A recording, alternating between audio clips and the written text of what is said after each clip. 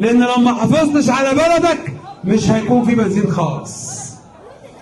بس لقمة العيش صعبة صح، بس لازم نحافظ على بلدنا، لان واحنا بنحافظ على بلدنا بنبني مدن جديدة، بنبني مصانع جديدة، فبنعمر. لكن احنا عندنا مواضيع بجد عايزين نكملها.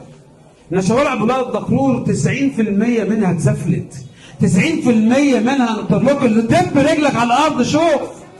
شوف من 5 سنين كان الوضع كده ولا عامل ازاي؟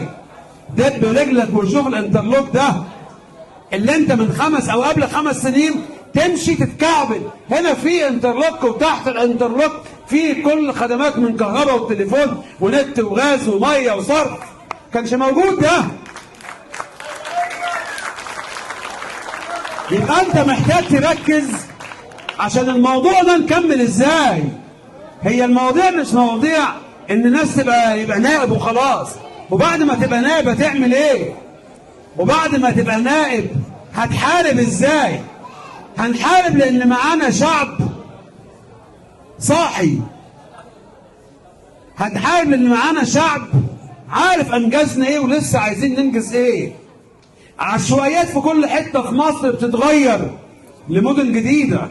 احنا عندنا اخواتنا سكان الدريسه لما زرناهم لقينا 31 عشه. واحد عشه لو كحيت فيها هتقع علينا. اوحش ظروف شفناها.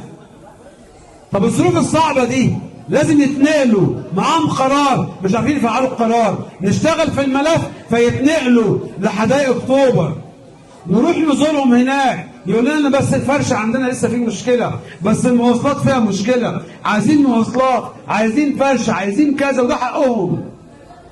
نيجي الفرش نتكلم وزيره التضامن الاجتماعي الدكتوره نيفين الخباج، نلاقيها بعد شهر بتنزل لجنه تعمل بحث اجتماعي، بعد شهرين بتنزل فرش اوض نوم واوض اطفال وتسريحه وسفره وبوتاجاز وغساله وريسيفر وشاشه وسخان. مواضيع كتيره حصلت. عاوزين خط مواصلات نخليهم جوه خط مواصلات. طب انت مركز في الكلام ده؟ طب انت شايف الكلام ده؟ طب انت شايف ان انت بكره لما تحتاج حاجه هتلاقي في حد تيجي يقول لك تعالى ازاي نحلها؟ الاسكان الاجتماعي اللي بيتعمل البلد دفع عليه مليارات، عاوزين ناخد نصيبنا فيه، بيتاخر شويه على بعض الناس صح. ما احنا محتاجين نصحصح الكلام ده كله عشان ناخد حقوقنا ديت.